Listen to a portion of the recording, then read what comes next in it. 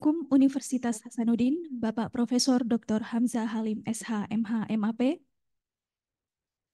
yang terhormat Wakil Dekan Bidang Akademik dan Kemahasiswaan Bapak Profesor Dr. Maskun SH LLM, yang kami hormati narasumber Bapak Edmond Makarim Eskom SH LLM selaku dosen Fakultas Hukum Universitas Indonesia, yang kami hormati Bapak Ibu dosen lingkup Fakultas Hukum Universitas Hasanuddin, para undangan, serta peserta kuliah umum pada hari ini. Assalamualaikum warahmatullahi wabarakatuh.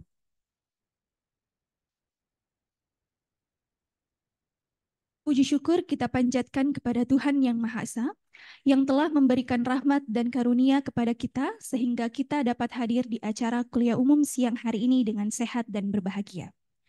Kami ucapkan selamat datang pada kuliah umum Dinamika Hukum Telematika Nasional yang akan dibawakan oleh Bapak Edmond Makarim, Eskom SH LLM.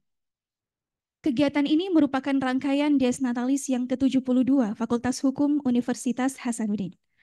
Marilah kita beralih ke agenda pertama, yakni sambutan oleh Dekan Fakultas Hukum Universitas Hasanuddin, sekaligus berkenan membuka acara kuliah umum secara resmi. Kepada Bapak Profesor Dr. Hamzah Halim SH MH MAP, dengan hormat disilahkan.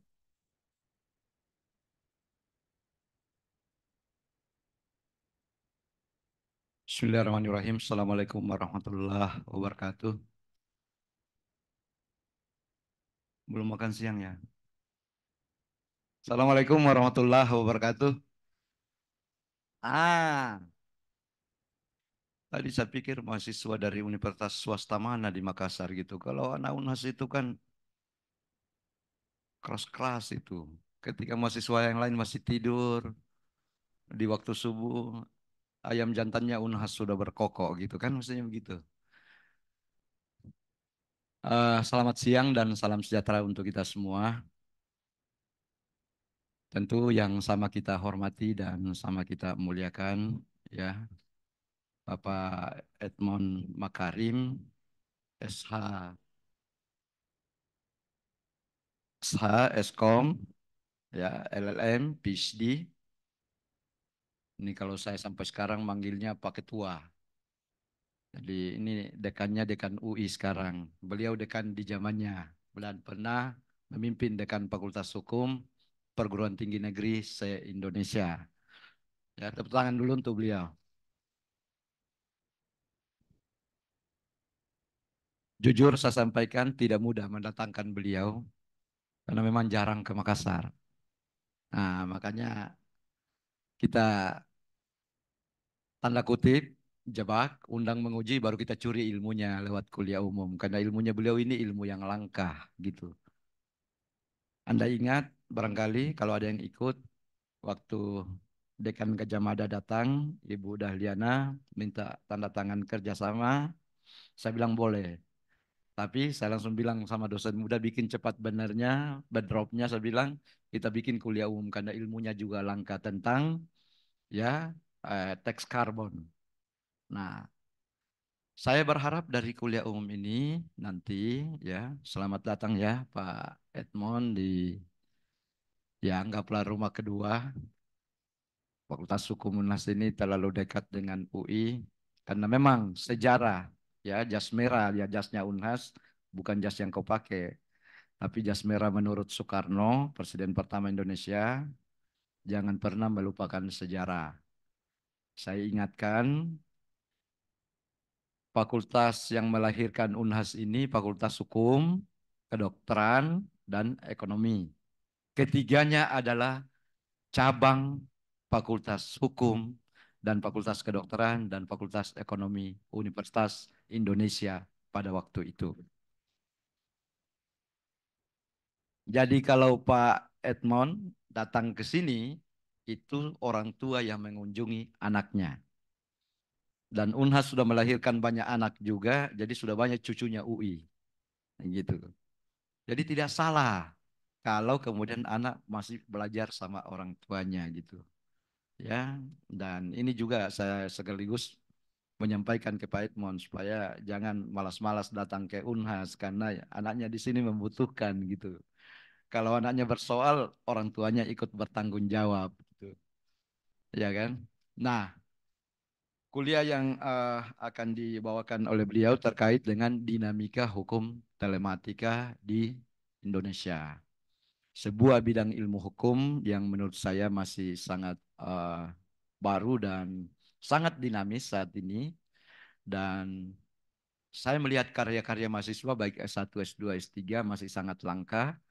Ya, beruntunglah ada tadi Pak Kurniawan ini, S3 yang sudah menulis yang terkait dengan itu juga, sehingga kuliah hari ini menjadi momentum yang sangat baik buat anak-anakku sekalian untuk kemudian bisa membuka ruang untuk mendapatkan pengetahuan yang baru dan juga bisa jadi menjadi inspirasi lahirnya judul-judul skripsi, tesis dan disertasi bagi anak-anakku mahasiswa sekalian gitu.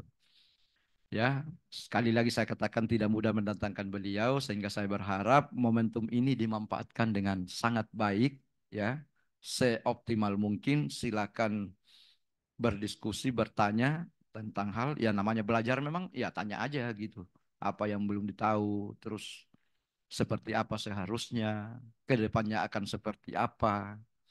Ya karena ilmu yang konvensional saja di hukum misalnya ya masih terus mengalami dinamika perkembangan yang cepat, apalagi ilmu terkait tentang telematika ini, ya. Ini nih sangat apa namanya, sangat-sangat penting dan sangat menjanjikan untuk teman-teman geluti ke depan. Ya, banyak persoalan yang terkait dengan hukum telematika ya yang akhir-akhir ini mengalami perkembangan yang pesat, misalnya sebut saja misalnya kaitannya dengan undang-undang ITE, belum lagi dengan persoalan-persoalan regulasi yang lain yang terkait dengan fenomena-fenomena baru di bidang perekonomian atau bisnis yang kemudian terkait dengan IT seperti Bitcoin apa dan sebagainya, penggunaan komputer, handphone Anda, ya. Saya kira itu dan tentu atas nama Fakultas Hukum Unhas karena cuma disuruh membuka ini dan sepatah kata sudah terlalu banyak patahnya ini, ya kan? Nah, pimpinan Fakultas Hukum Unhas tentu menyampaikan terima kasih dan penghargaan yang setinggi-tingginya kepada Pak Edmond atas kesediaannya menghadiri undangan kami dan sekaligus berbagi ilmu kepada anak-anak sekalian mahasiswa Fakultas Hukum Unhas. Dan juga pada kesempatan yang baik ini saya ingin menyampaikan permohonan maaf jika dalam proses penerimaan kami mulai dari proses penyelenggaraan ujian doktor tadi dan kemudian sampai pada kuliah umum ini terdapat hal-hal yang kurang berkenan, kami pastikan itu di luar dari unsur kesengajaan, namun itu barangkali menjadi bagian dari keterbatasan kami sebagai manusia biasa. Semoga kuliah umum hari ini mendapatkan apa, memberikan manfaat yang optimal dan memberi arti dan makna tersendiri dalam kaitan dengan perjalanan eh, Fakultas Hukum Unhas karena ini dikaitkan dengan rangkaian kegiatan Dies Natalis ke-72 Fakultas Hukum Unhas yang idealnya akan jatuh pada tanggal 3 Maret, tetapi kita akan rayakan Dies itu setelah Lebaran nanti dan semua angkatan mahasiswa itu dibuatkan stand dan akan diperlombakan. Siapa stand yang terramai, yang terbagus isinya dan sebagainya. Gitu. Jadi wajib datang dan kita akan absen itu. Oleh panitia ke saya diminta untuk membuka, maka atas izin dan perkenan uh, Mas Wadek ini sorry, mohon maaf. Mas Wadek saya buru-buru nih karena saya baca WA tadi sudah ditunggu kita di ujian. Prof. Maskun, kemudian terkhusus tamu kita dan narasumber kita hari ini Pak Edmond Makarim, Eskom, SH, LLM, PhD, dan anakku sekalian. Saya ingin mengajak kita semua untuk membuka kuliah umum hari ini dengan bersama-sama mengucapkan basmalah. Bismillahirrahmanirrahim. Lebih dan kurangnya mohon dimaafkan. Semoga bernilai ibadah. Billahi taufiq wal hidayah. Assalamualaikum warahmatullahi wabarakatuh.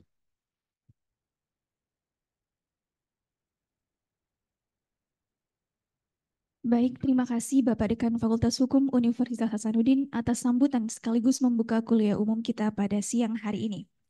Selanjutnya, kita beralih ke acara inti kuliah umum dengan tema Dinamika Hukum Telematika Nasional yang akan dipandu oleh moderator Ibu Dr. Triveni Widayanti, SHMH, selaku dosen Hukum Telematika Departemen Hukum Internasional Fakultas Hukum Universitas Hasanuddin. Kepada Ibu Dr. Triveni, dipersilahkan untuk memandu kuliah umum.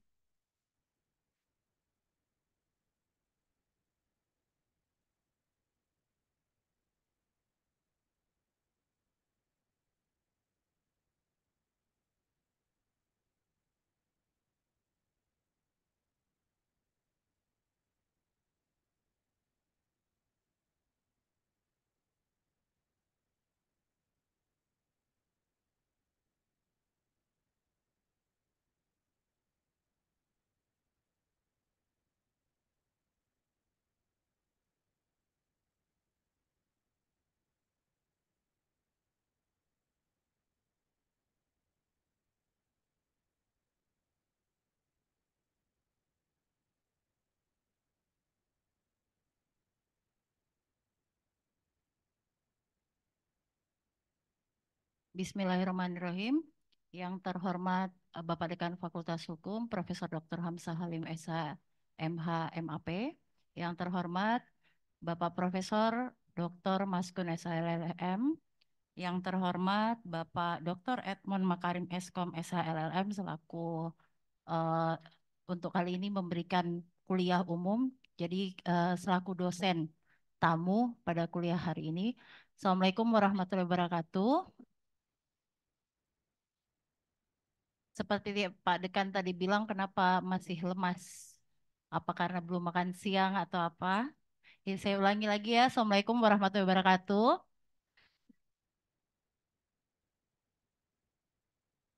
Terima kasih. Jadi sebelum kita memasuki acara inti yaitu kuliah umum, sedikit saya membacakan CV dari Bapak Dr. Edmond Makarim Eskom, SH, LLM. Beliau adalah seperti yang dibilang oleh Bapak Dekan, Ketua BKS Dekan periode 2021-2023. Kemudian beliau juga Dekan Fakultas Hukum Universitas Hasanuddin periode 2000 maaf. Mohon maaf. Beliau juga adalah Dekan Fakultas Hukum Universitas Indonesia periode 2019-2023 dan beliau juga pengembang eklis serta beliau juga sangat expert di bidang hukum telematika. Beliau merupakan lulusan dari Sarjana Komputer Informatics Management Faculty of Computer Science Gunadarma University. Lalu sarjana hukumnya dari Law of Economic Activities Faculty of Law University of Indonesia.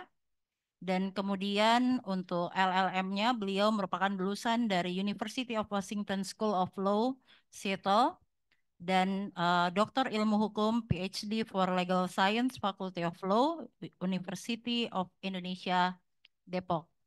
Ada beberapa tulisan dari beliau yang cukup menarik, yang cukup relate dengan mata kuliah kali ini karena memang beliau adalah expert di bidang hukum telematika. Di antaranya adalah notaris dan transaksi elektronik, kajian hukum tentang cyber notary atau electronic notary. Kemudian ada juga yang mengenai pandemi global dan imperialisme digital, perlindungan privasi dan personal data. Jadi dari banyaknya tulisan semuanya cukup menarik dan ini adalah beberapa tulisan yang terakhir. Untuk mempersingkat waktu, saya persilahkan kepada Bapak Dr. Edmond untuk memulai.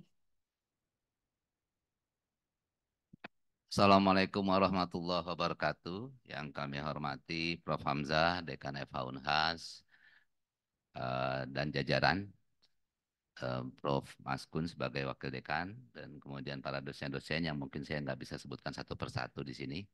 Terima kasih moderator telah memperkenalkan. Mudah-mudahan ini gambarnya cukup jelas, bisa diperbesar lagi mungkin.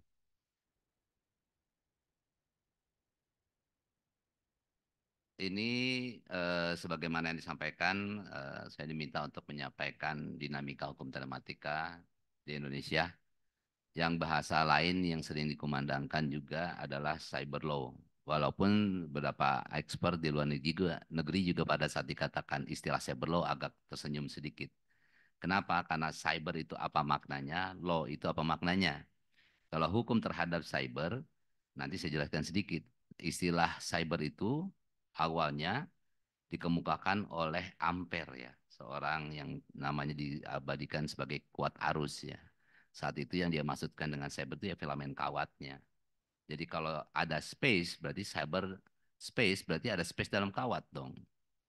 Padahal pada tahun 48 ada yang mengemukakan istilah Norbert Wiener tahun 1948 tentang cybernetic theory, yaitu informasi teori atau communication theory. Saya bicara, Anda respon, ada feedback, itu communication theory. Awalnya ceritanya dia belajar dari Julian Beglow, penemu radar. Itu dipantulkan signal benda lewat, dia mantul kembali, kemudian dapat terbaca oleh reader, sehingga yang kelihatan di radar adalah tuk, tuk, tuk, lampu kedap-kedip, sambil benda itu berada kemana. Ya, kemudian ada lagi istilah cyber disebutkan oleh cyberspace itu oleh orang yang bernama William Gibson. Dia ada novelnya namanya Neuromancer. Jadi pada saat komputer dan komunikasi terhubungkan seakan-akan jadi ruang baru, halusinasi ruang. Padahal sebenarnya Tuhan tidak pernah menambahkan space lagi. Space itu cuma darat, udara, ruang angkasa, air, laut gitu ya. Jadi pada saat kita berkomunikasi jarak jauh yang semula itu voice, telepon, kemudian berkembang menjadi teks, berkembang menjadi video, orang seakan-akan mengatakan ada ruang baru. Padahal sebenarnya tidak seperti itu juga. Lalu kemudian saya menekuni bidang ini sejak tahun 1988-89. Sebenarnya mata kuliah komputer untuk ahli hukum di Universitas Indonesia itu sejak tahun 84. Cuma yang diajarkan saat itu adalah pengenalan sistem komputernya. Lalu tahun 1999 kami membangun lembaga kajian dan mendraft, melakukan perancangan terhadap RUU IET. Dulu namanya Informasi Elektronik Transaksi Elektronik yang kemudian pada tahun 2008 diundangkan menjadi Undang-Undang tentang Informasi dan Transaksi Elektronik. Jadi hampir 10 tahun. Perjuangan yang berat juga terjadi pada data pribadi. Data pribadi sebenarnya sebagai suatu istilah sudah dikenal sejak Undang-Undang 39 tahun 1999 tentang HAM, yaitu setiap orang tidak boleh dijadikan objek pengamatan, dijadikan objek penelitian. Penjelasan dari pasal itu menyatakan bahwa termasuk perolehan data pribadi.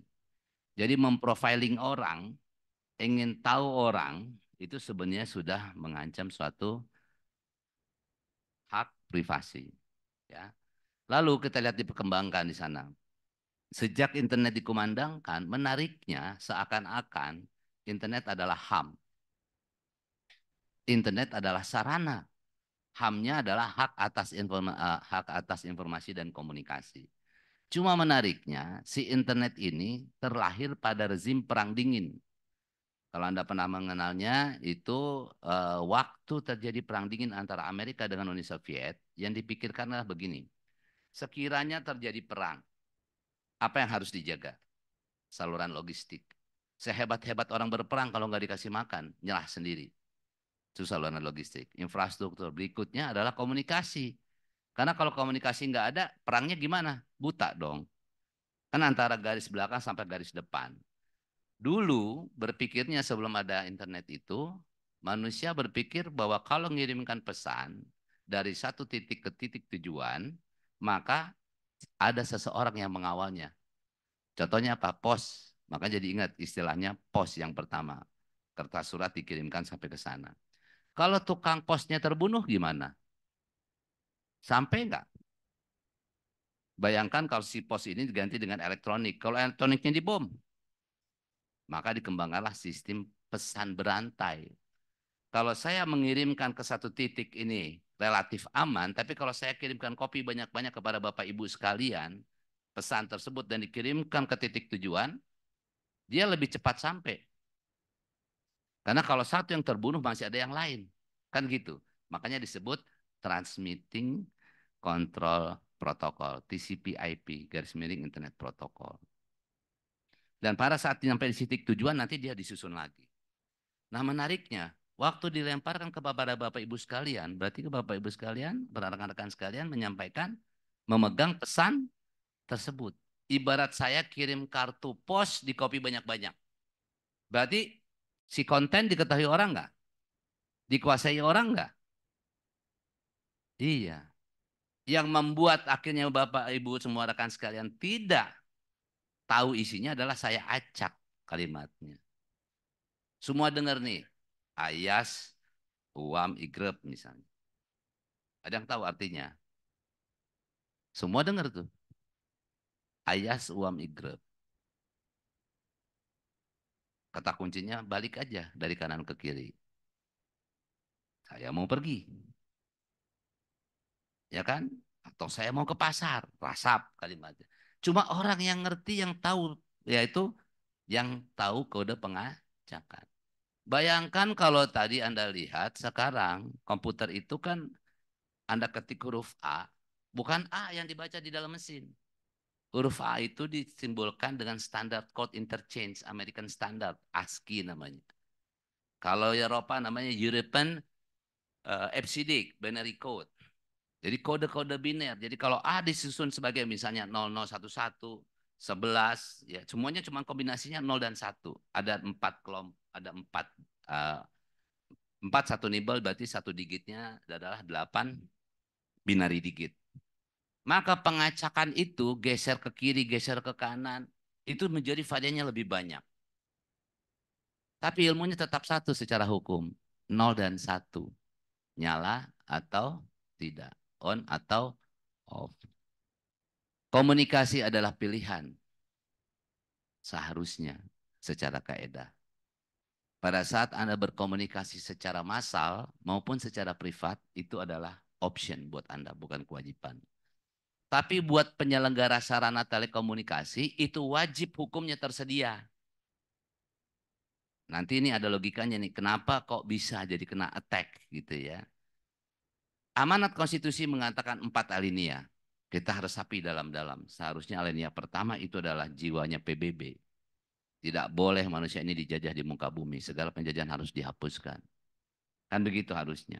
Pertanyaan sederhana, pada saat Anda berkoneksi ke internet, Anda terjajah atau tidak? Perhatikan baik-baik. Ketertiban dunia kita ikuti berdasarkan kemerdekaan. Ya kan? Perdamaian abadi dan keadilan sosial. Dibentuknya negara dalam rangka menjamin keadilan dan kemakmuran buat kita. Mencerdaskan kehidupan bangsa. Sehingga kalau kita berkoneksi ke internet, Anda berkomunikasi dengan orang lain, tahu ada resiko, maka resiko itu dikelola oleh negara harusnya sebaik mungkin. Paradigma sudah berkembang. Yang tadinya negara otoriter, kalau bentuk sejarah evolusi negara dalam ilmu negara disebutkan kan, dari evaluasi Night Watcher State sampai welfare state. Welfare state ini pun sudah berkembang. Kenapa? Yang mensejahterakan nggak melulu pemerintah loh. Anda buka usaha, bisa mensejahterakan orang, korporasi.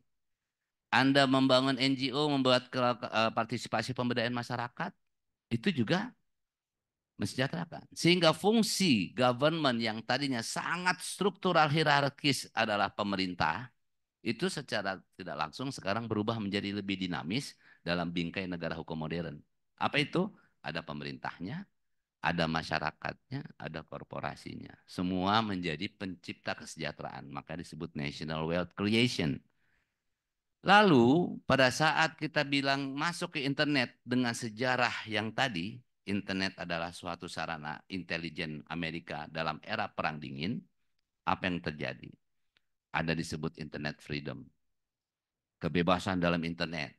Padahal untuk bisa dimanfaatkan oleh publik, itu butuh tanda tangan Secretary of State dulu untuk melepaskan ini boleh dipakai publik. Pertanyaan sederhana, pada tahun 80-an, apa yang ada di kekhawatiran pikiran kita? Sesuatu alat militer dilepas kepada publik. Gratis nggak? Gratis dalam artian Anda tidak berbayar, tidak gratis pada saat Anda mengatakan Anda terkonek sama saya, Anda under my profile, bukan? Sebutkan. Semua pegang handphone? Emailnya pakai apa? Gmail itu di mana? Google di mana? Emang di handphone Anda? Servernya di mana? Anda bayangkan Anda punya mailbox bukan di depan rumah. Anda taruh mailbox di kelurahan. Repot nggak nganterin surat, naruh surat, ngambil surat? Kan itu yang Anda lakukan sekarang dengan Gmail, bukan? Handphone itu di tangan Anda, tapi konten bukan di tangan Anda. Ada yang menarik dalam evolusi peradaban ini ternyata. Mungkin di berikutnya. Yang disebut eklis itu ada gambarnya, nanti Anda ketik aja eclis.id, itu ada sarana Anda untuk menelusuri konten hukum, di mana sinkron nggak harmonisnya, Anda bisa temukan di eklis. Nanti saya ceritakan di akhir. Manusia dalam meningkatkan peradabannya, tentang apa berpikir tentang hukumnya, kan sederhana. Dari apa yang menjadi kepentingan hukumnya. Ingat loh, pengantar ilmu hukum mengajarkan Anda mengetahui apa? Masyarakat hukum, subjek hukum, hak dan kewajiban, hubungan hukum, peristiwa hukum. Sampai kepada objek hukum. Objek hukum yang sayangnya Anda ketahui cuman benda, barang. Bukan. Kepentingan hukum itu sendiri. Maka pada saat manusia mempersepsikan kepentingan hukumnya dalam era perang, dalam era masyarakat tradisional dulu, sebelum agraris, maka siapa yang kuat, itu yang menang. Hukum rimba. Kemudian Anda berinteraksi dengan alam, menanam padi dan seterusnya. Berkembang hukum agraria. Kemudian pada saat Anda berdagang lintas negara, ada daerah surplus, ada daerah ada minus. Kemudian ada yang kuat intelektual, ada yang kuat komoditi. Revolusi industri pertama apa? Mesin uap. Apa yang terjadi? Ingat, Berne Convention judulnya bukan copyright loh. Berne Convention adalah legal protection for literary and artistic work. Paris Convention 1883-1886 itu tajuknya adalah industrial property. Ada kebendaan baru yang objeknya imaterial. Barang, benda bertubuh. Benda tak bertubuh namanya hak. Tapi tahun 1600-an Civil Code KUH Perdata objeknya adalah material. Tanah bukan tanah. Lalu berkembang manusia tentang bagaimana mengkreasikan intelektualnya menjadi objek creation tertentu. Coba sekarang, informasi benda bukan. Saya bawa foto. Saya foto Anda. Itu foto siapa? Ya, nih saya sebut deh, misalnya saya sebut sampel aja. Anda yang baju hitam. Misalnya nih, saya foto. Plek. Foto milik siapa? Itu yang dibangunkan oleh si pembuat teknologi. Padahal boleh nggak saya foto kalau Anda nggak kasih? Tidak hanya karena saya pegang device, kemudian saya jadi pemilik. Betul kan? Karena wajah itu melekat pada diri Anda. Betul nggak? Demikian pula waktu Anda nanti berada di jalan raya, ada yang nyegor. Nama siapa? Orangnya cepak. Anda jawab. Jawab nggak kira-kira? Nah, harusnya begitu. Ada di jalan raya, orang berdesakan apa? Terus kita mikir itu aparat. Nama siapa? Jemput. Tar dulu. Atas dasar apa menanyakan nama saya? Ya kan? Begitu juga waktu ditelepon. Halo, ini handphone sini. Anda jawabnya ngaku. Kenapa Anda nggak tanya? Siapa? Dapat dari mana nomor HP saya? Kan gitu. Dan nomor HP saya pun itu juga tanda kutip belum tentu istilah yang benar. Karena nomor HP siapa yang punya? Tunjuk tangan. Nomor HP siapa yang punya? Diri Anda sendiri? Operator. Karena kalau Anda nggak bayar nomornya hilang bukan? Berarti Anda cuma sewa nomor dong. Terus di mana canggihnya kita ngomong digital ekonomi kalau semua ini bukan milik kita? Di mana? Anda beli perangkat. Betul? 15 juta, 20 juta, 30 juta. Buka. Nggak ada program, nyala. Begitu ada program, hak cipta siapa? Betul kan? Kemudian kalau nggak bayar tuh code, maka yang terjadi Anda tidak bisa mengakses bayar royalti. Untuk mengaktifkan dia lapor komandan dulu. Lapor. Anda sudah bayar, Anda kasih data pribadi. Nama saya si Anu, si Anu, si Anu. Dia kita bayar bendanya, kita tidak ada jaminan terhadap bendanya. Timbul nggak kesadaran baru dalam berpikir kita? Maka era informasi, era ilmu pengetahuan adalah Anda mengolah data menjadi informasi. Apa itu artinya? Intelligent. Kegiatan intelijen. Orang dulu diketahui rumahnya takut. Anda sendiri kalau diketahui rumahnya sama orang lain takut nggak? Sekarang malah Sherlock. Bahkan yang lucunya, Anda letakkan diri Anda dalam objek profiling orang lain. Anda kasih tahu posisi di mana, liburannya kemana, anak, istri, kakak, adik, suami, istri, rumah kosong. Ada yang datang. Niatnya baik ngurusin rumah katanya. Ngambilin barang yang nggak terpakai. Yang Anda nggak tonton saat itu tuh TV dibawanya sama dia. Siapa yang membuat resiko itu? Kita sendiri bukan? Jadi pernahkah Anda mendengarkan pertama kali kenal internet, internet is danger? Telepon yang Anda kenal listrik yang Anda kenal danger. Anak diperhatikan baik-baik. Gak boleh nyolok listrik sembarangan. Tangan gak boleh basah. Tapi masuk ke internet. Anak ulang tahun nomor tahun keberapa dikasih tahu. Ingat loh, ini Indonesia loh. Tahu tempat tahun lahir Anda itu bisa kena pelet loh. Ya nggak? Jangan sembarangan loh. Bisa santet loh. Di luar negeri mungkin enggak. Jadi jangan senang Anda bilang selamat ulang tahun ya. Pertama, umur makin dekat. Ya nggak? Anda memprofil diri Anda keluar. Lalu lihat, naik ke atas lagi. Jadi hukum terhadap benda ada itu sekarang adalah data. Bayangkan kalau big data enak aja diakses. Dan kalau Anda cari jurnal internasional terindeks di Scopus, nggak ada expert dari mereka yang menyatakan bahwa informasi adalah barang. Personal data adalah benda Anda, milik Anda, melekat pada diri Anda. Nggak ada. Tapi giliran program komputer, hard disk saya punya, kode saya loading, berarti kan kodenya ada di saya. Apa sih yang terjadi? Terhadap Anda mengenal seseorang, dia minta royalti di kepala Anda. Sama seperti itu yang dilakukan di prosesor komputer ini. Karena hard disk Anda yang punya kan. 3 giga, 1 tera. Begitu Anda loading, berarti adalah pemakaian ruangan di dalam hard disk Anda yang digunakan oleh kode yang Anda percaya tadi. Lucu kan? Terbalik-balik berpikir kita.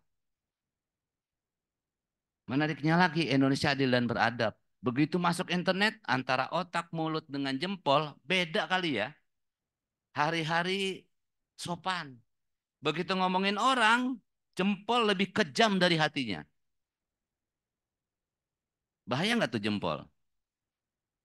Coba.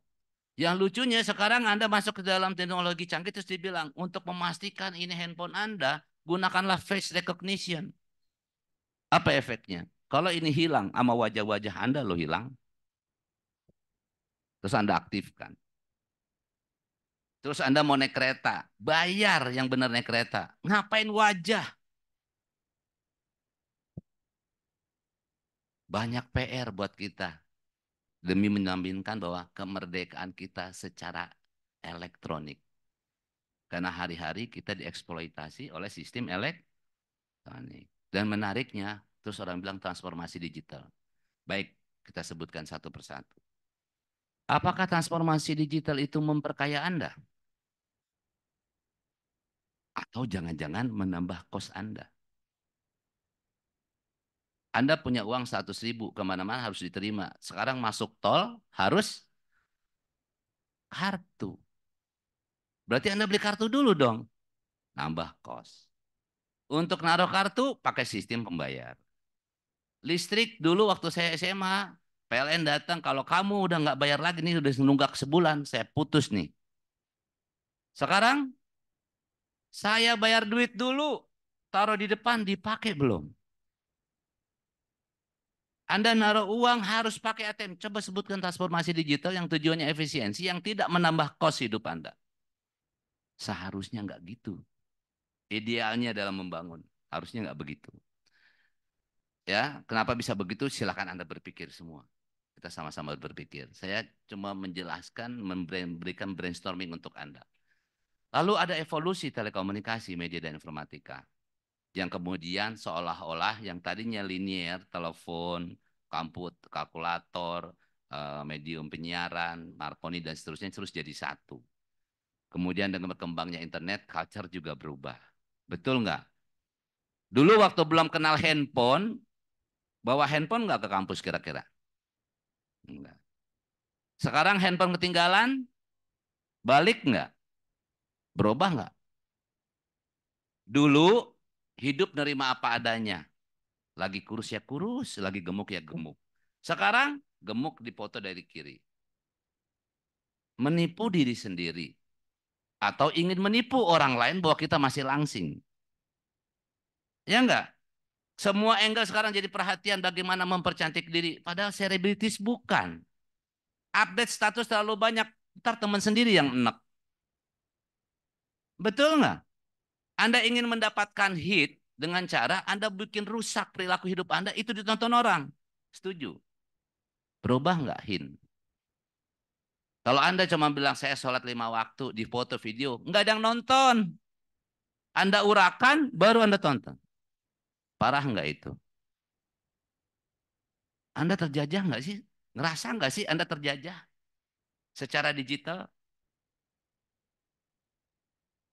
Hidup, rambut hitam, mahal. Ngapain dikuningin? Iya nggak?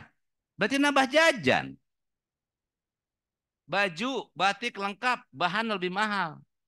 Kalah sama harga lewat style Hollywood, tank top Britney Spears. Pemakaian pakaian lebih sedikit. Aurat lebih royal. Betul nggak? Ada yang salah nggak? Itu imperialisme digital, hati-hati. Banyak persepsi yang terjadi adalah digital imperium di negara si pembuat. Evolution man and culture berubah nih. Tapi percayalah, hukum adalah berbanding lurus dengan refleksi dinamika masyarakat itu sendiri. Kalau masyarakat itu sadar apa yang menjadi hartanya, dia akan melindunginya. Tapi kalau dia tidak sadar itu hartanya, dia tidak akan melindunginya. Betul. Orang teknologi bikin robot bisa ngebunuh. Terus dibilang, KUHP berubah nih. Nggak ada pembunuhan dengan robot. Di mata orang teknologi, pasal pembunuhan adalah segala perbuatan harus didefinisikan. Kalau membunuh dengan robot berarti barang siapa membuat robot dan memprogramnya serta mengoperasikannya untuk membunuh orang lain ada pasal khusus. Padahal kan ada bajar pidana, ada delik material. Apapun perbuatannya, asal akibatnya hilangnya nyawa orang lain, pasalnya pembunuhan. Jadi nggak perlu harus hukum mengatakan harus ada pasal membunuh dengan robot. Uang robotnya alat. Anda harus tahu bagaimana bekerjanya alat. Siapa yang buat, siapa yang operasiin. Jadi mau orang pakai robot, mau pakai pisau, atau Anda gelitikin teman sampai mati, tujuannya matiin, bukan gelitikin. Biar matinya bahagia, gelitikin aja. Tetap tujuannya mematikan orang lain. Kena pasalnya itu juga. Selanjutnya, boleh? Ya dikecilkan lagi. Nah, hukum, kalau kita lihat dalam konteks yang seperti itu, makna hukum yang sebenarnya bukan cuma regulasi, maka nggak ada hukum terlambat dibanding perkembangan teknologi. Yang ada orang hukum males ngasih tahu tentang kaidah ke orang teknologi. Dan orang teknologi bersiasat untuk mengelak dari pertanggungjawaban hukum. Maka hukumnya digeser. Cyber itu artinya bukan cuma internet. Segala suatu hubungan dari suatu sistem perangkat, orang dan organisasi manajemennya berhubungan dengan yang lain melalui sistem elektronik, itu cyber. Aset masuk, program komputer masuk, prosedur masuk. Suatu sistem yang terpadu antara manusia dengan mesin. Tampilannya konten. Dari dia hardware dan software. Dari saya brandware dan prosedur. Semua engineering proses harus memetakan tentang bisnis proses. Sehingga kalau ada website diserang, itu yang berubah bisnis proses di belakangnya. Tampilannya seolah-olah segitu aja. Coba bayangkan kalau itu hubungan antar negara dan kemudian terjadi kerusuhan secara sistemik sehingga sistem shutdown. Yang kena infrastruktur publik atau pelayanan publik. Apa yang terjadi? Negara luluh lantak. Akibatnya apa? Dengan dasar itu Anda akan diserang balik. Itu masuk dalam pembicaraan di Tallinn Manual. Versi pertama, cyber war. Warfare kalimatnya. Berikutnya, cyber operation. Tallinn kedua. Sesungguhnya pernah nggak ada orang yang akan mendeklarasikan perang di internet? Nggak akan. Yang terjadi adalah mereka berproksi menggunakan tangan lain dan berbaju lain. Ya ingat ya, di Amerika aja tentara belum tentu tentara resmi pemerintah PNS loh. Bisa aja tentara bayaran kan. Demikian pula dalam konteks berinternet. Korporasi ada dalam titik depan. Nah Indonesia gimana? Generasi Indonesia, generasi Z, kanan kiri. Z kanan kiri ya. Bilangnya pengen jadi YouTuber. Banyak menjadi apa? YouTuber. Kan jual konten, naikin konten ke sana, terus dapat lisensi. Tapi orang Cina ditanyain, mau jadi apa? Saya mau bikin tandingan YouTube. Maka yang terjadi apa? TikTok. TikTok lebih keren daripada YouTube sekarang. Kenapa orang Indonesia gak mau untuk tampil membuat sendiri? Itu lemah kemauan kita. Lemah kemauan ada rasa malas dalam generasi sehingga malas untuk melakukan inovasi baru dari nol. Akibatnya apa? Tadi, tanda kutip terjajah. Terus ada logical attack, ada physical attack, ada social cultural attack. Tadi Anda mau menggunakan cat rambut yang semula Anda seharusnya alhamdulillah dikasih rambut hitam, itu social cultural attack. Anda sampai sekarang berpikir Superman hebat, bisa terbang. Padahal celana dalam di luar. Gatot Koco lebih sopan, Anda nggak kagumi. Iya kan? Padahal sama loh. Ototnya baja. Superhero. Selalu dari luar. Coba sekarang Anda bayangkan, Anda nonton film yang ada Jet Li, Chen Lung, dan seterusnya. Film ada Cinanya nih. Cinanya jadi jagoan bukan? Ya kan? Baru dia bayar. Dia nonton untuk dia jadi jagoan. Even di film. Jangan ngikutin yang orang Arab. Udah jelas jadi terduga terorisnya malah ditonton juga. Dia jadi penjahat yang ditembakin terus. Jadi kalau Anda Indonesia lihat ada film IT-ITan, mau tonton hanya kalau saya jadi jagoan. Kalau saya jadi hacker yang bakal ditangkap buat apa? Kan gitu ya? Masa kita nonton kita jadi penjahat? Kita nonton kita jadi jagoannya. Itu cultural attack loh. Tadi data pribadi yang harusnya benda Anda, program komputer benda, kok data pribadi enggak? Itu logical attack. Seringkali kita lupa, yang kita pikirkan cuman kecanggihan. Aduh, oh ada hacker, bisa nerobos ini. Nerobos doang dibanggain. Yang harus dibanggain saya buat baru dari nol. Bukan tukang kalau bahasa Sundanya teh pancelongok, celongok-celongok ke orang, itu yang dibanggain. Jadi aspek hukum terhadap internet cyberspace apa dong? RU hanya undang-undang ITE? Tidak. Semuanya, semua aspek hukum dari pemanfaatan cyberspace itu.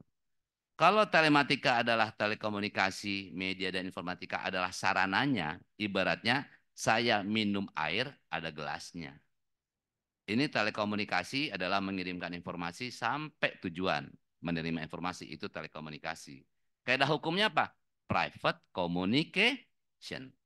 Kalau saya bicara ke orang banyak, namanya penyiaran, siar. Saya menyebarluaskan konten. Berarti saya kaidahnya harus memperhatikan hukum terhadap komunikasi masanya. Kalau alat pengolah informasi sesuai tujuan saya namanya informatika. Kalau digabung telematika.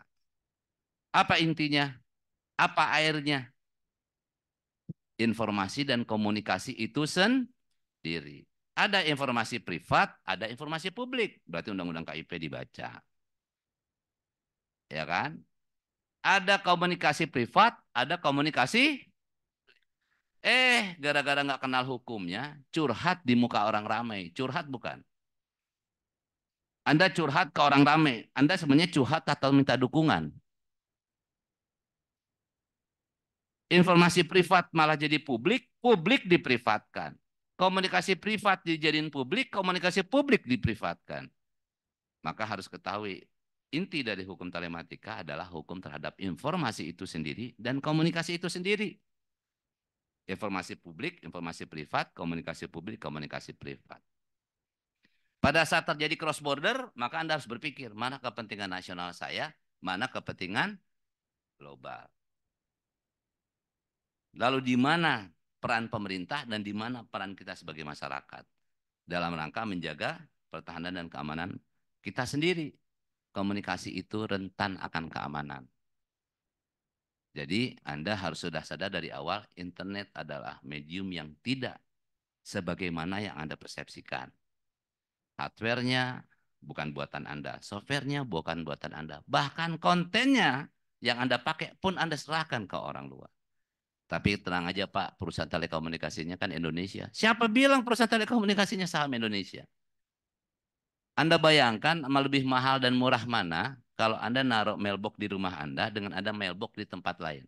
Berarti kan ada call, ada traffic yang akan Anda gunakan bayaran telekomunikasi. Telekomunikasi itu ada jaringan dan jasa telekomunikasi. Selanjutnya, ini teman-teman kelihatannya sampai jam berapa bisanya tadi? 2:30. Saya punya 30 slide. Bisa ketinggalan kuliah. Akibatnya saya cepat aja ya, saya kebut aja. Apa secara hukum? Siapapun orang menciptakan resiko kepada orang lain harus dia yang bertanggung jawab. Apa pasalnya? PMH kan?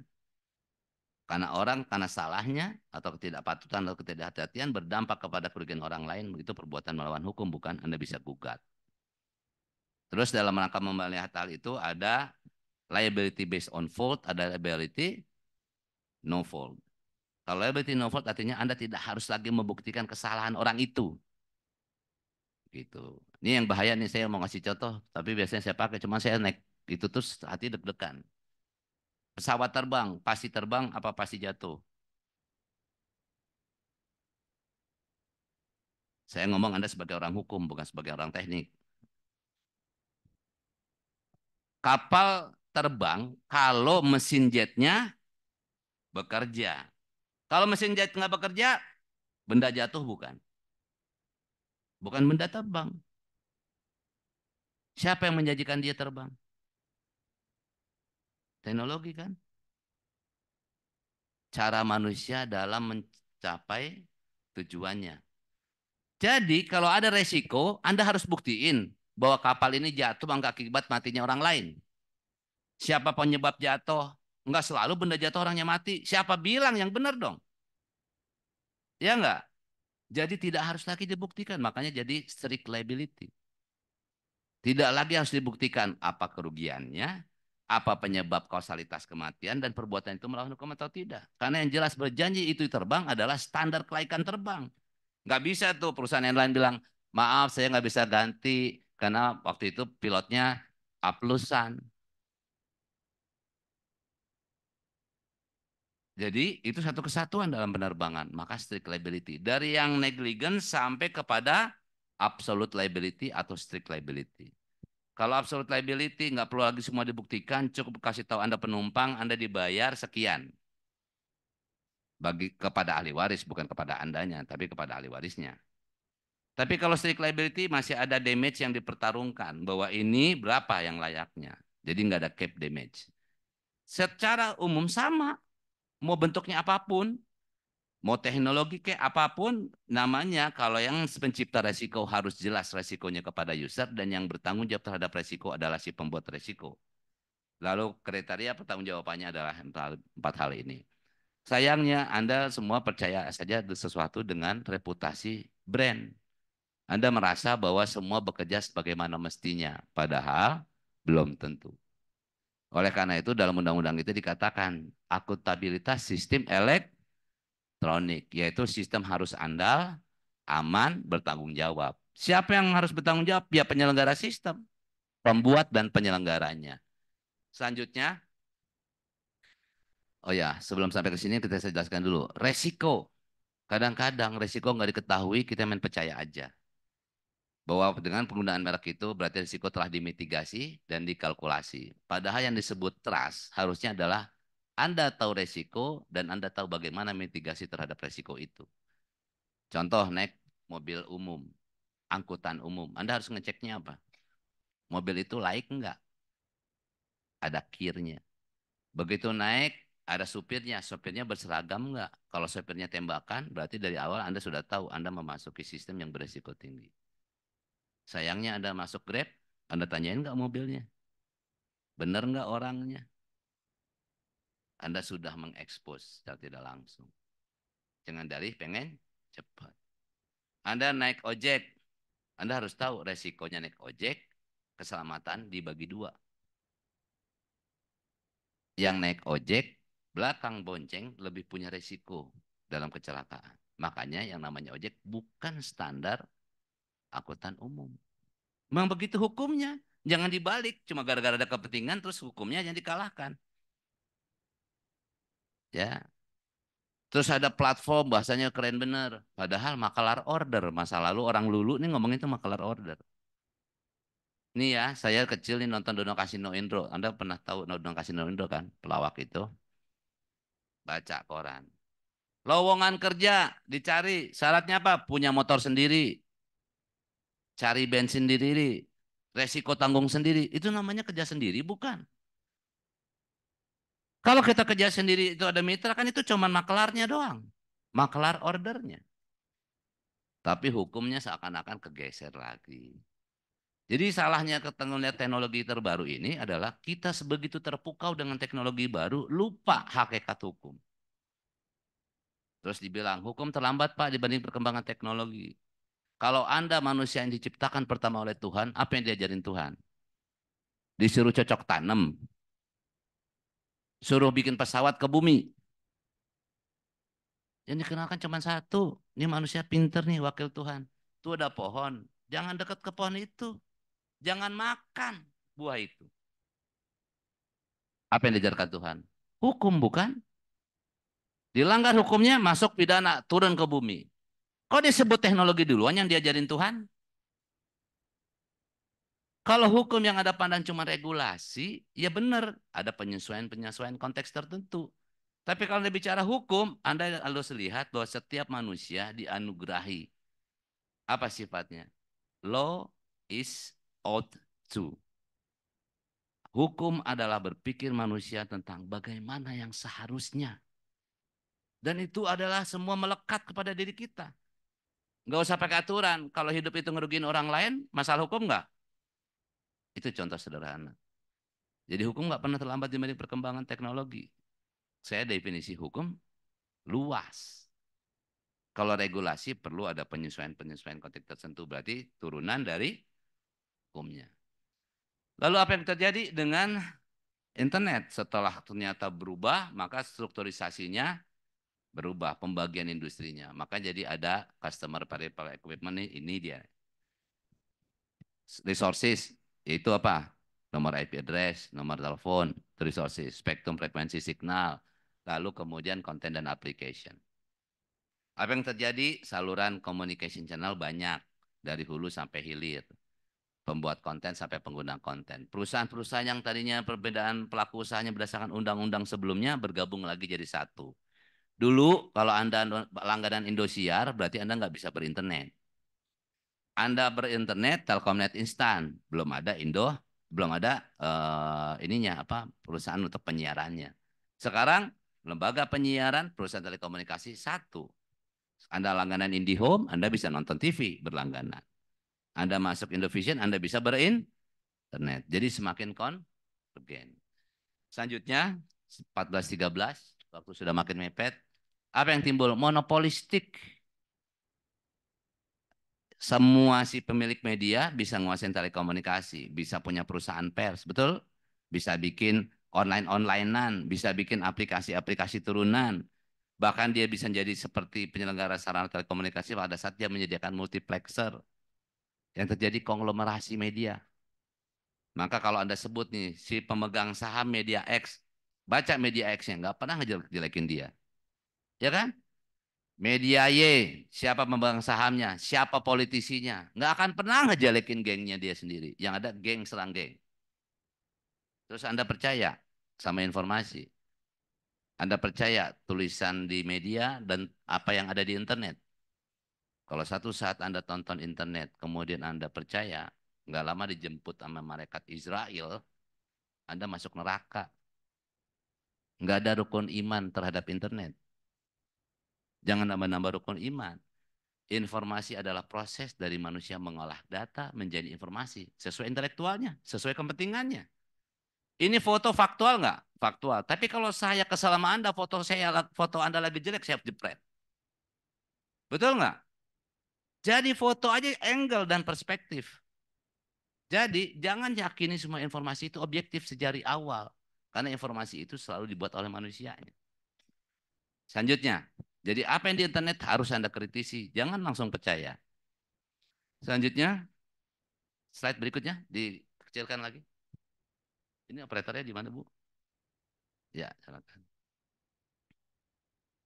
Konstitusi.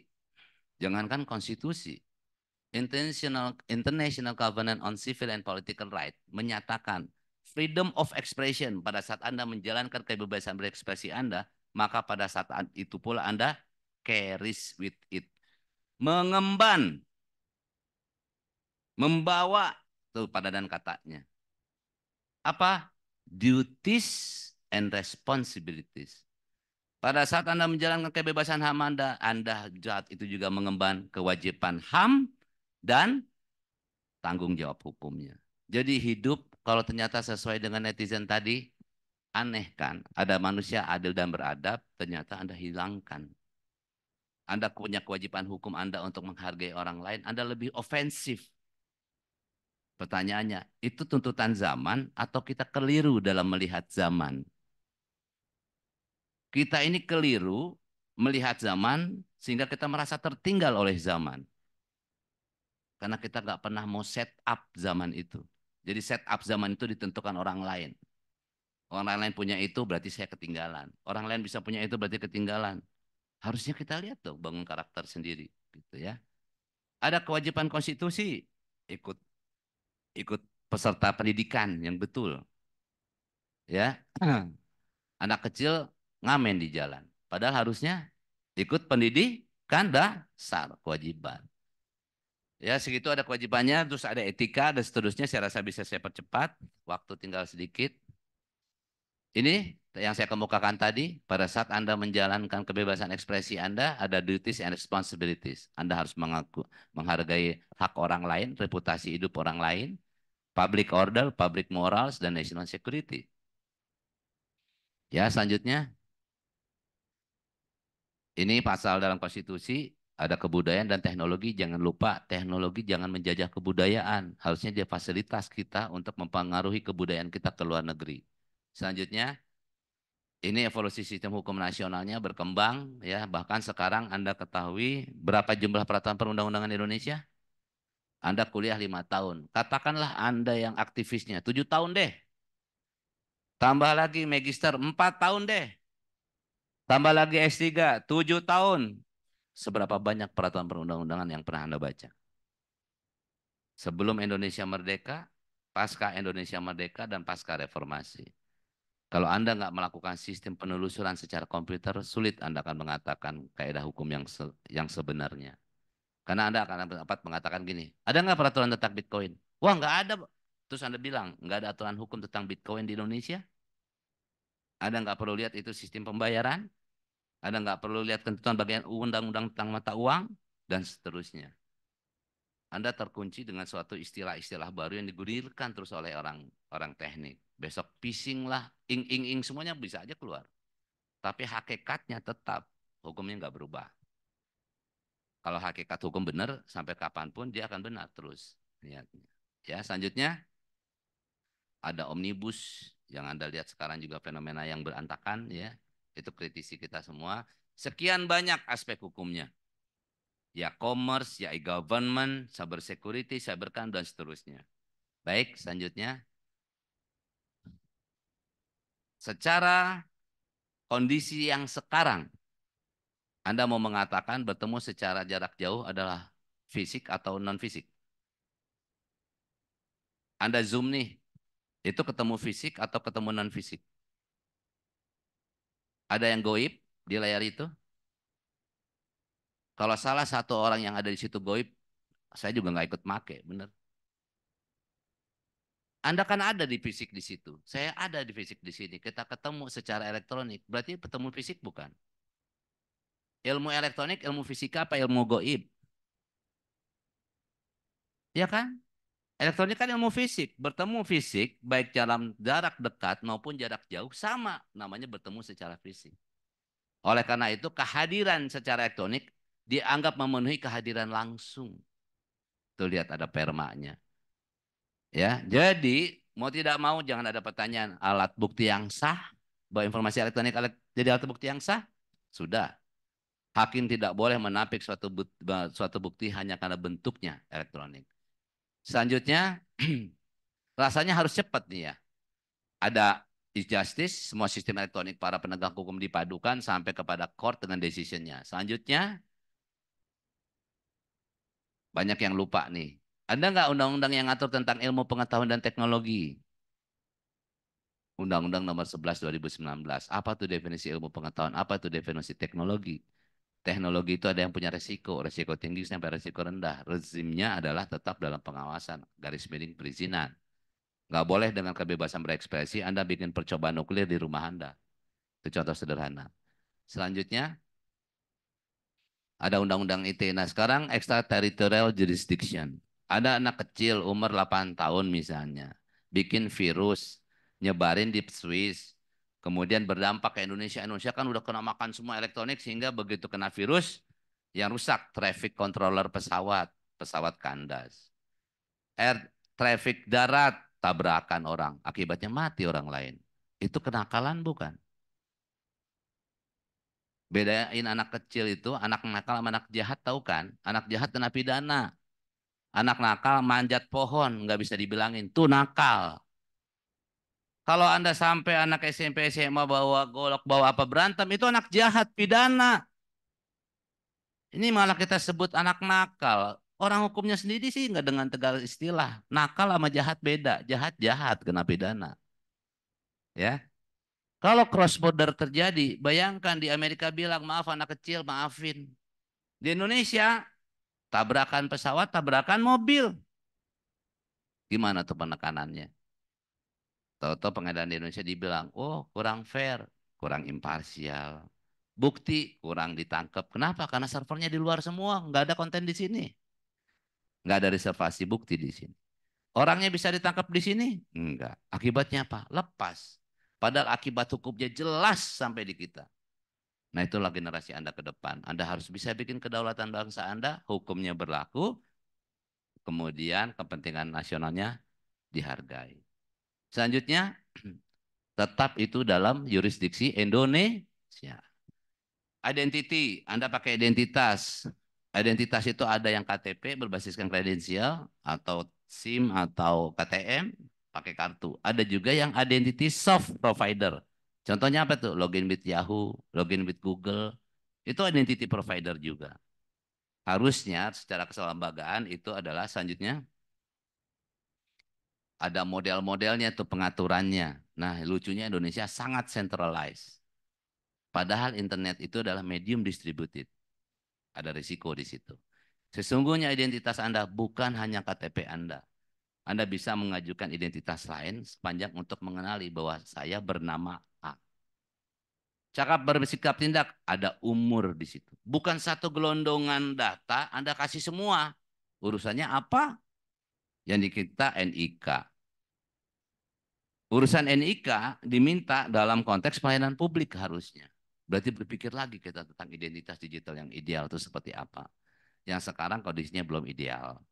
Selanjutnya, ini sudah ada konvensi model konvensinya ya dalam UN Central Model Law.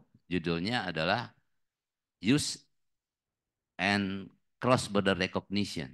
Penggunaan dan akomodasi atau pengenalan identitas cross border. Identity management ilmunya. Ada tanda tangan elektronik, memastikan tanda tangan elektronik tanda tangan siapa, itu namanya penyelenggara sertifikasi elektronik.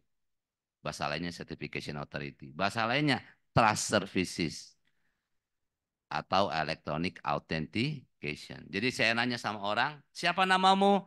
Badu. Itu namanya proses pengidentifikasian elektronik. Benar nih Badu, itu namanya memastikan bahwa itu benar orang bernama Badu. Itu namanya proses pengautentikasian. Bisa meriksa electronic signature-nya, electronic seal-nya, timestamping, dan seterusnya. Coba Anda lihat Undang-Undang Nomor 1 2024 tentang revisi kedua Undang-Undang ITE. Selanjutnya, mungkin sudah mau masuk penutup. Ini gambarannya, kontrak elektronik itu tetap pada dasarnya Anda lihat 1320. Khilaf enggak? Ya kan? Di bawah penipuan enggak? Di bawah paksaan enggak? Jangan-jangan Anda kencet no, tahu-tahu masih dibaca yes. Berarti Anda terjebak dalam suatu kontrak elektronik. Cara bersikap tindak enggak? Representasi umur. Masa Anda jualan rokok, jual ke anak kecil? Contoh. Hal tertentu jelas enggak? Orang nyangka gelas mahal, taunya gelas plastik. Gambarnya kan sama. Hal tertentu harus jelas terus kalau salah tidak bertentangan dengan undang-undang kesusilaan dan ketertiban umum. Jangan bertentangan dengan undang-undang perlindungan data, perlindungan konsumen dan seterusnya. Maka boleh jadi identitas Anda akan dikenal di luar negeri dan identitas luar negeri akan diterima oleh sistem hukum nasional Anda. Anda ketemu sama notaris, notarisnya juga kenal dengan notaris koleganya di luar negeri. Ada hak convention di situ. Legalization untuk publik dokumen lintas negara kan ada konvensi internasionalnya. Selanjutnya itu Anda lihat identitas Anda dan kemudian Anda bisa menelusuri sistem elektronik yang terpercaya tidak terpercaya itu akan menentukan kekuatan alat bukti yang sah tadi. Selanjutnya Anda bisa ketemu notaris secara elektronik juga. Kemudian kehidupan privasi ada dua pendekatan, penghadapan individual sebagai hak subjektif dan tata kelola data pribadi yang menjadi ancaman privacy. Lalu ada kebocoran data. Seolah-olah yang kena kebocoran data orang luar terus yang bocorin. Padahal bisa jadi orang dalam mengkhianati, melempar keluar. Ya. Kemudian ini data pribadi 27/2022 selanjutnya. Ya, saya rasa lewat saja. Ini sudah berangkat kuliah semua nih. Ada PP 71 2019, ada PP 80 2019 pada saat Anda melakukan perdagangan melalui sistem elektronik. Anda bisa kadukan kalau ada pihak-pihak yang melanggar data pribadi Anda. Anda bisa gugat orang yang telepon Anda, padahal Anda tidak pernah memberikan data pribadi Anda kepada mereka. Termasuk kepada government nih. Ada peraturan tentang SPBE, Undang-Undang Administrasi Pemerintahan, ya. Selanjutnya, Undang-Undang Pelayanan Publik. Terusnya, ini arsitektur, sudah ada perpresnya. Selanjutnya, cybercrime. Pada dasarnya, orang akan mengatakan ada kejahatan baru atau kejahatan lama. Kejahatan lama kemasannya baru. Ada lagi kejahatan yang memang baru sama sekali karena sebelumnya tidak dikenal pembinaan terhadap hal itu. Apa itu? Akses ilegal, intersepsi ilegal, perusakan data, data interference, system interference, dan misuse of devices. Hal itu berdampak kepada konteks keamanan dan pertahanan negara juga. Bayangkan kalau ada anak kecil, ada 100 explore situs-situs pemerintah. Berarti ngapain tuh? Benar anak kecil jangan-jangan atau ada organisasi terstruktur yang tengah mencoba security hole kita. Identitas jangan langsung dipercayakan. Ini internet.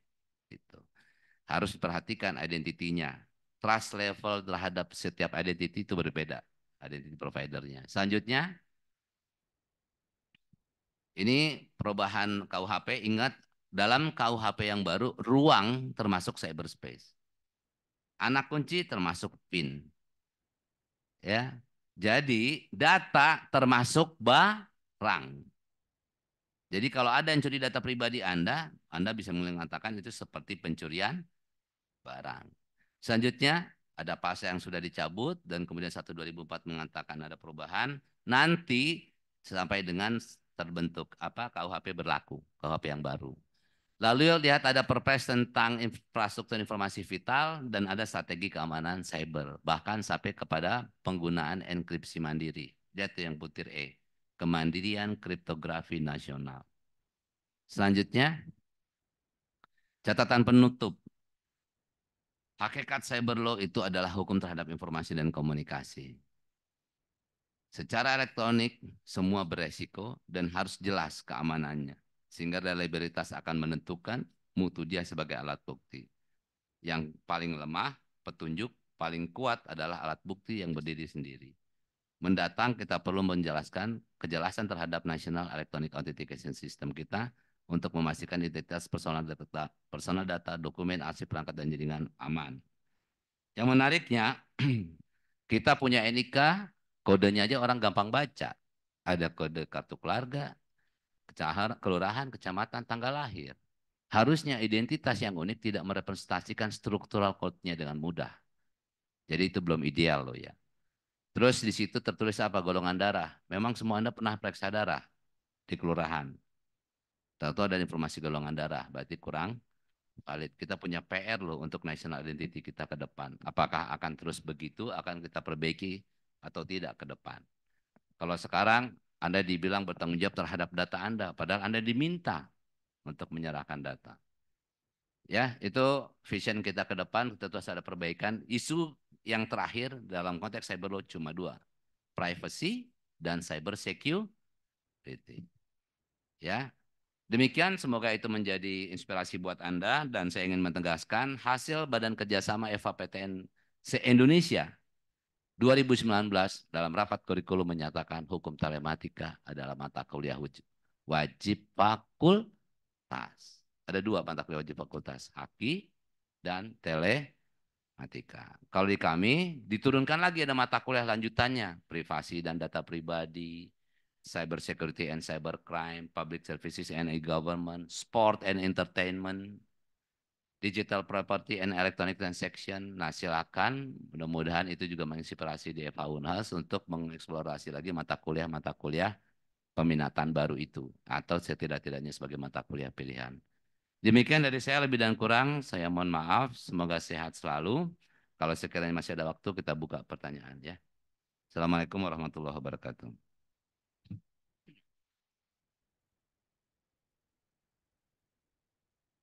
Terima kasih banyak Pak. Dari pemaparan Bapak Edmond kita bisa melihat bahwa betapa kompleksnya permasalahan teknologi dan informasi yang untuk generasi alfa sekarang ini menjadi permasalahan dan PR yang sangat besar.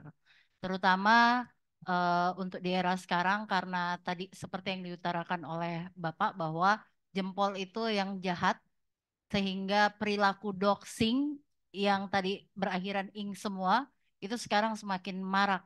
Jadi menyebarkan data pribadi setiap orang. Sebetulnya data pribadi itu ya karena kesalahan kita sendiri. Kita sendiri yang memberitahukan semuanya secara tidak langsung dengan berbagai macam status dan story.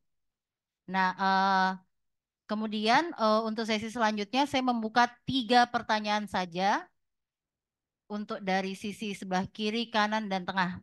Sebutkan nama sekalian. Silahkan.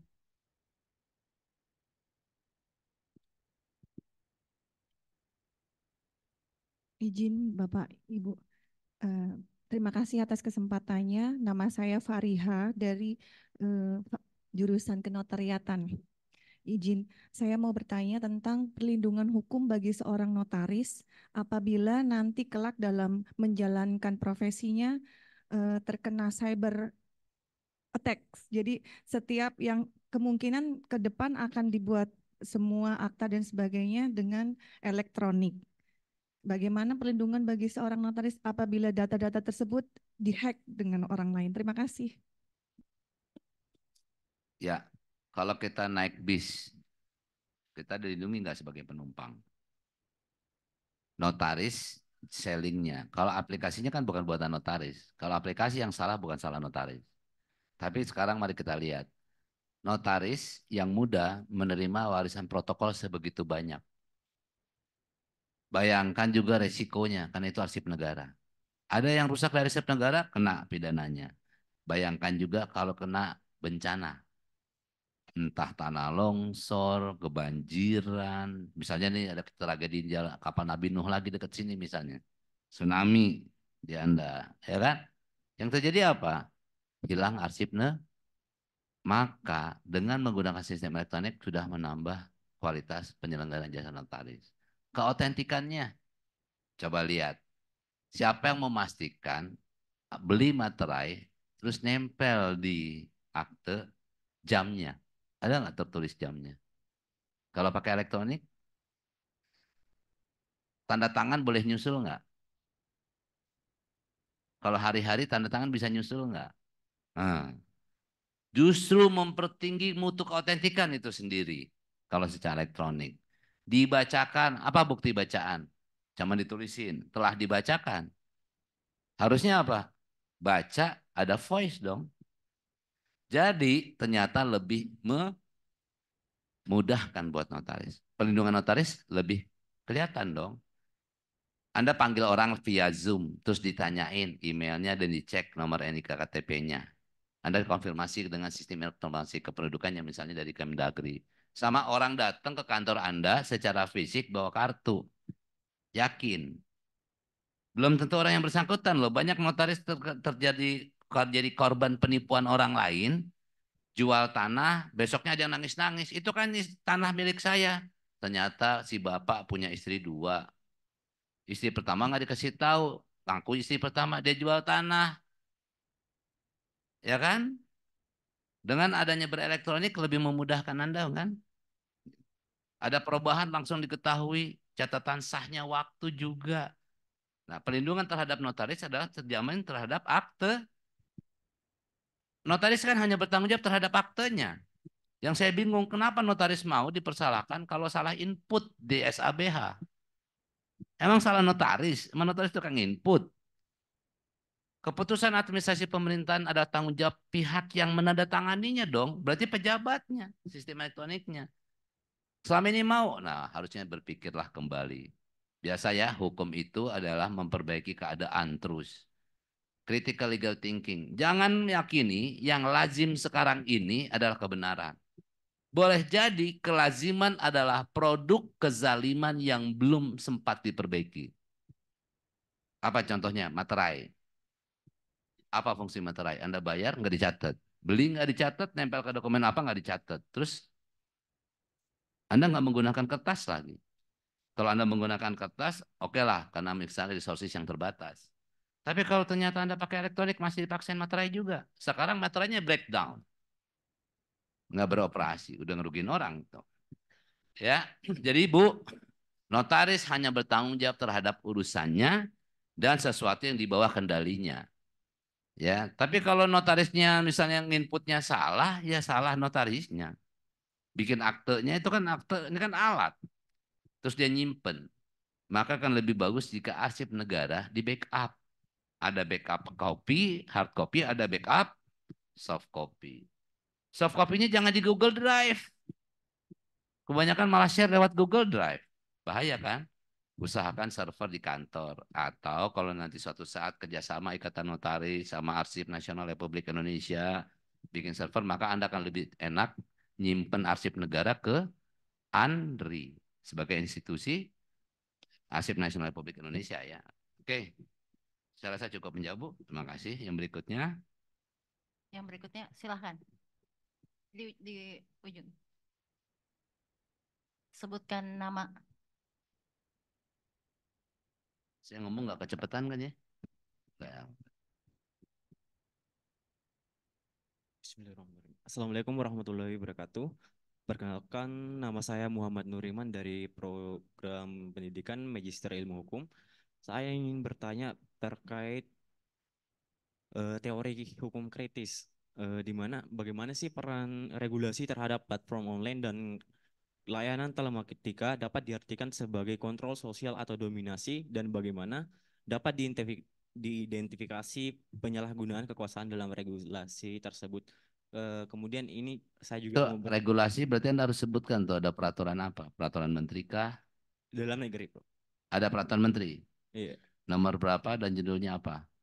Eh, Ah. agak Jangan menerangkan hukum katanya loh. oh, Anda mengatakan pendapat, usahakan baca bahan hukum primernya. Terus kasih tahu saya, kalau saya nggak bawa data, langsung tampilin. Ini maksudnya apa gitu misalnya. Jadi sepanjang yang saya ketahui, seharusnya platform tidak bebas tanggung jawab secara hukum. Kalau Anda buat, misalnya nih, Anda buat gedung nih, orang dagang. Besok ada yang keruntuhan, siapa yang tanggung jawab? Pedagang atau Anda? pedagang. Loh, ke pedagang. Ini mall. Terus ada kios, Iya. ya kan? Iya. Si kios bayar ke Anda nggak sebagai pemilik gedung? Enggak. Mana mungkin space saya bangun saya nggak pungut sewa? Ya dong, saya bikin space, terus saya bikin mall, terus saya yang ada di kios, kemudian gratis. Musola ini, kita ngomong musola apa mall? Kalau kita ngomong mall, pasti space itu kios pasti dia bayar. Lalu di kios itu ada orang ditipu.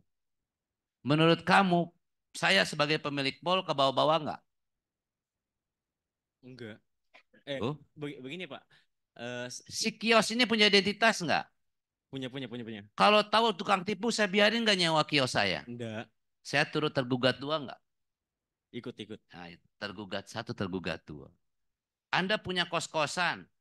Ada orang berlaku tidak benar di kos-kosan Anda. Dikasih tahu masyarakat Anda pemilik kos-kosan cuek. Kena nggak Anda? Kena. Apa namanya? Penyertaan. Naming. Sudah terjawab? Ya udah. Jadi saya bisa memahami maksud pertanyaan Anda. Saya juga ingin Ya, minta berikutnya. pendapat, Prof. Ingin minta pendapat terkait bagaimana pandangan Bapak terhadap penerapan blockchain baik kriptografi yang digunakan di luar negeri sebagai salah satu media pengaman khususnya di peradilan sebagai penjaga bukti keautentikan bukti elektronik. Apakah hal ini dapat dilakukan dan diterapkan di Indonesia mengingat kejahatan cyber telah berkembang termasuk di manipulasi data?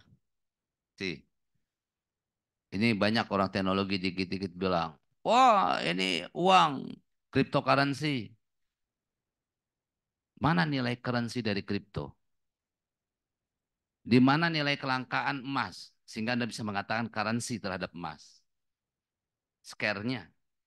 Kalau ditanya, dibilang ada deret angka. Diklaim sebagai aset.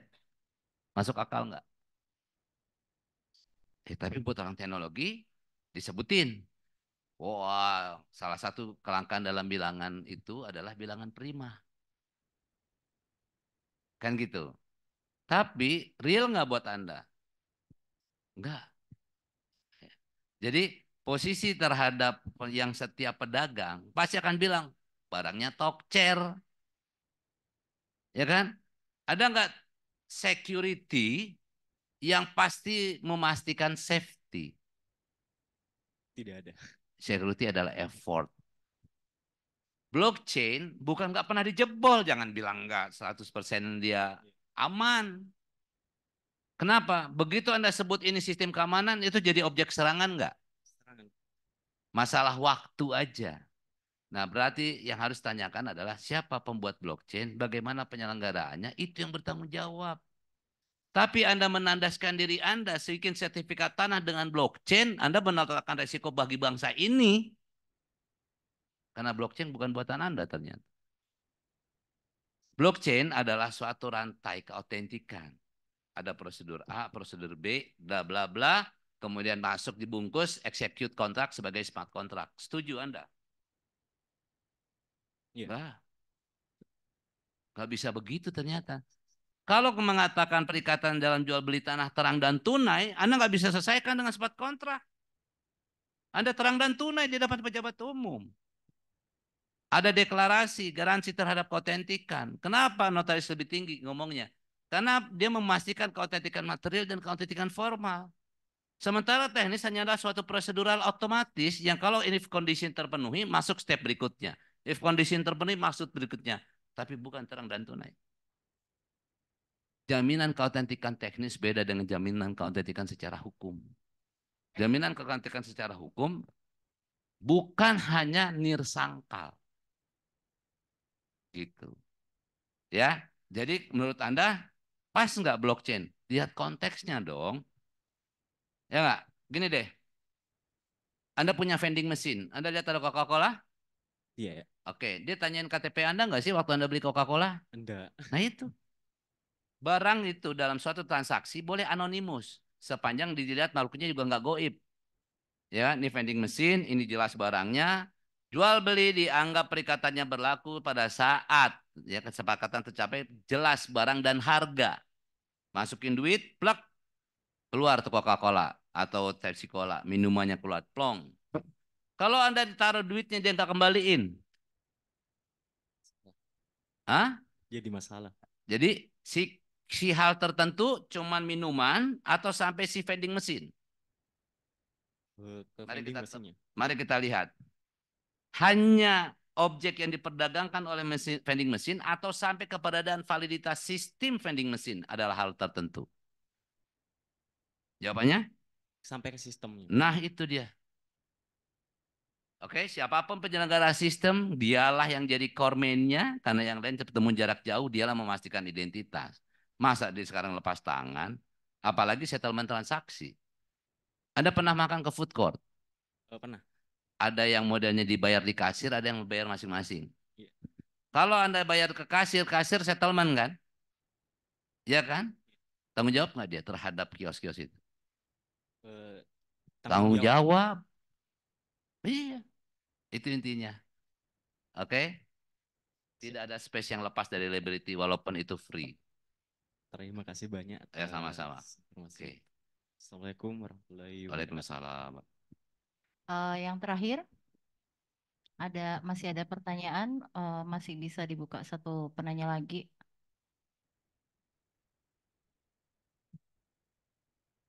Oh, silahkan di ujung.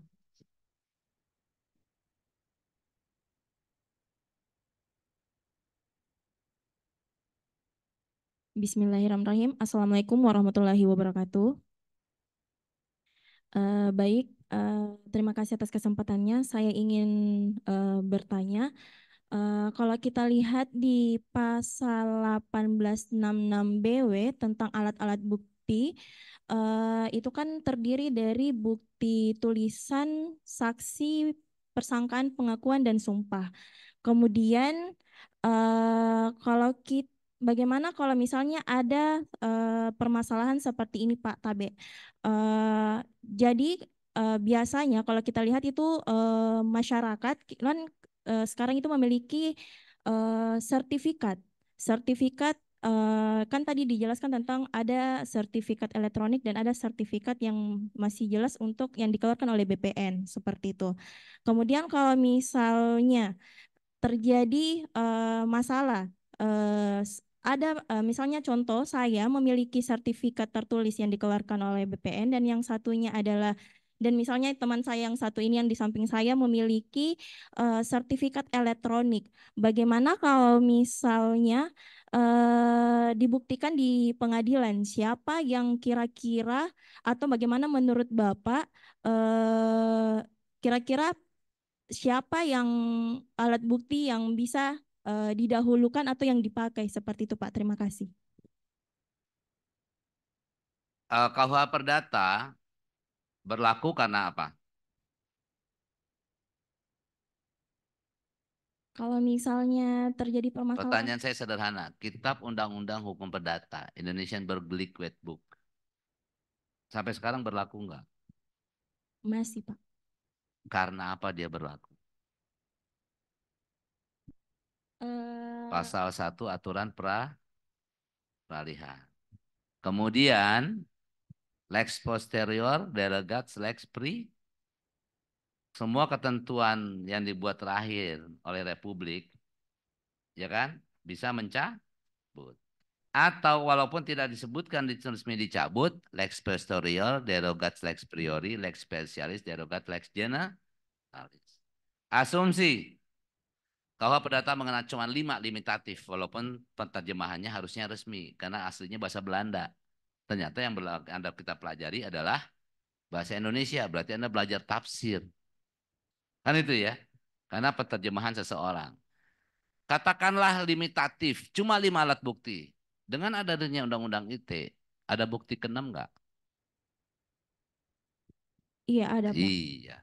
Kemudian keautentikannya harus melihat bagaimana ketentuan itu dilanjutkan dalam Undang-Undang ITE. Alat bukti tulisan ada 2, alat bawah tangan dan otentik. Yang mempunyai kekuatan pembuktian yang sempurna? Otentik. Otentik. Dan sejauh mana keautentikannya? Untuk originalnya yang hard copy kemudian menjadi elektronik ditransformasi, hard copy-nya hilang, maka elektroniknya dipegang. Sama nggak berpikir dalam salinan? Sepanjang salinan berbunyi A dan yang asli nggak berbicara B, maka salinan diterima nggak oleh hukum? Tidak. Karena ini Pak, Gimana nih? Ntar ya. Ada suatu benda aslinya hard copy. Aturan arsip bilang transformasi jadi elektronik, hard copy-nya boleh hilang. Tinggal soft copy. Harus Anda buktikan hard copy-nya. tidak Pak. Soft copy kan, sepanjang ada transformasi yang tegas peralihan bentuk dari hard copy menjadi Soft copy. Nah, kalau yang awalnya originalnya soft copy, harus di hard copy-kan dulu nggak untuk mempunyai kekuatan pembuktian? Tidak Pak. Nah, jawaban saya sederhana itu. Sekarang sangat menarik kalau ternyata dari hard copy menjadi elektronik itu berbeda orang. Iya betul Pak, ini maksud Berarti saya. yang salah kalau originalnya hard copy. Hard copy. Tapi kalau originalnya elektronik, hard copy berbicara lain yang dipegang yang mana? Nih, status pengesahan Badan Hukum. Aslinya elektronik apa hard copy? Anda udah ngurus belum sistem administrasi Badan Hukum untuk pengesahan akte menjadi badan hukum? Aslinya elektronik apa hard copy? Elektronik. Kalau ada hard copy berbicara lain daripada konten yang elektronik, yang originalnya elektronik, berarti yang dipegang yang mana? Elektronik. Iya.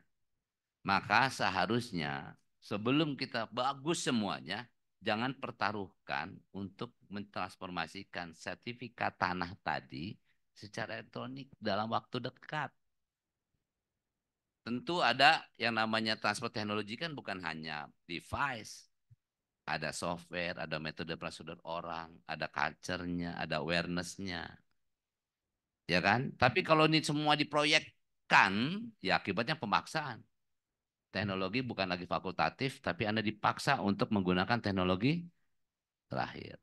Blockchain salah satu sarana untuk mendukung keautentikan. Semua basicnya enkripsi. Enkripsi itu yang tadi ilmu pengacakan.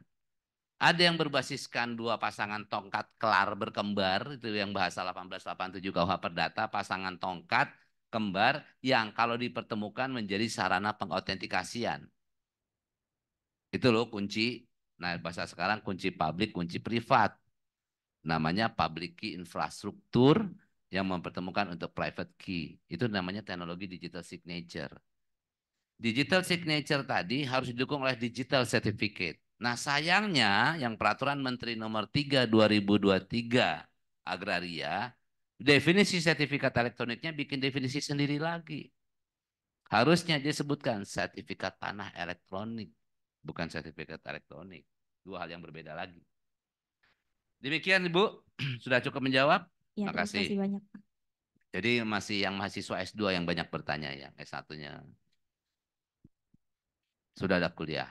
Baik, kalau begitu saya rasa cukup Bu. Terima kasih banyak Bapak Dr. Edmond Makarim, Eskom SHLLM atas pemaparan materinya. Di sini pemaparan yang beliau sampaikan itu salah satu bentuk pengantar karena di semester depan mata kuliah hukum telematika menjadi wajib fakultas untuk di Fakultas Hukum Unhas ini. Jadi dari perubahan dari mata kuliah pilihan menjadi wajib, kita bisa melihat bahwa akibat perkembangan teknologi digital, informasi dan komunikasi, maka sangat penting untuk mengetahui bagaimana peranan hukum telematika itu untuk mengatasi perubahan-perubahan perkembangan teknologi.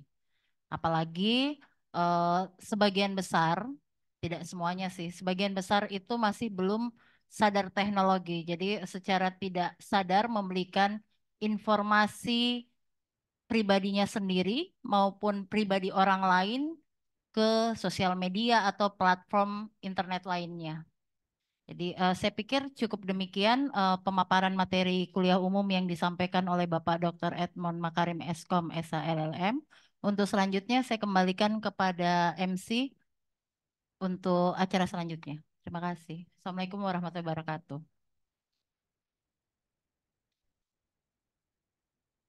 Baik, terima kasih Ibu Dr. Triveni Widayanti, SHMH selaku moderator dan Bapak Dr. Edmond Makarim Eskom, SHLM yang telah menyampaikan materi yang sangat bermanfaat pada hari ini.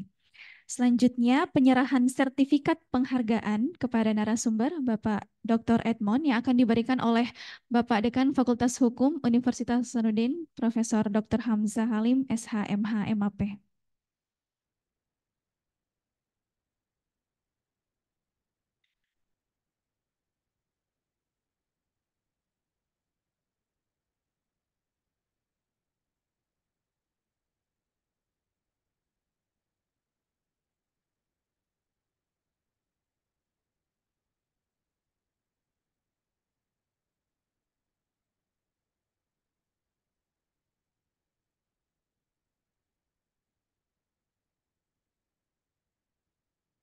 Selanjutnya yang 3 penanya tadi ada diberikan buku dari Bapak Profesor Dr. Maskun untuk maju ke depan. 3 penanya tadi yang akan diberikan oleh Bapak Dekan Fakultas Hukum Universitas Hasanuddin.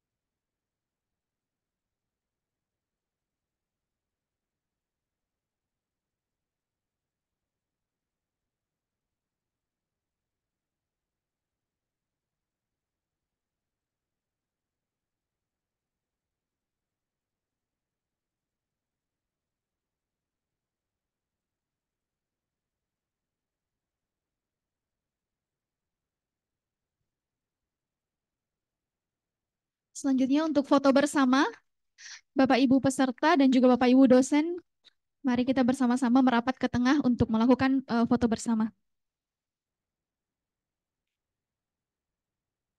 Teman-teman mahasiswa boleh berdiri dan merapat ke tengah, kita foto bersama.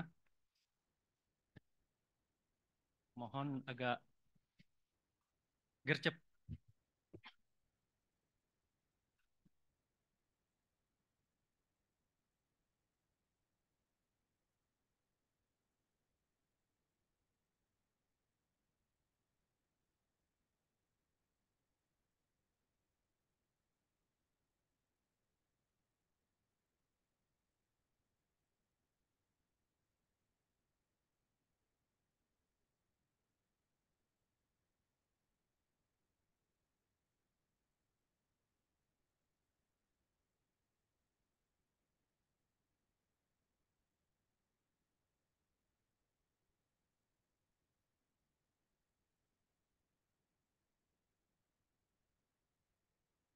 Demikianlah acara kuliah umum kita pada siang hari ini. Kami dari pihak panitia mengucapkan terima kasih kepada narasumber dan seluruh peserta kuliah umum yang telah meluangkan waktunya.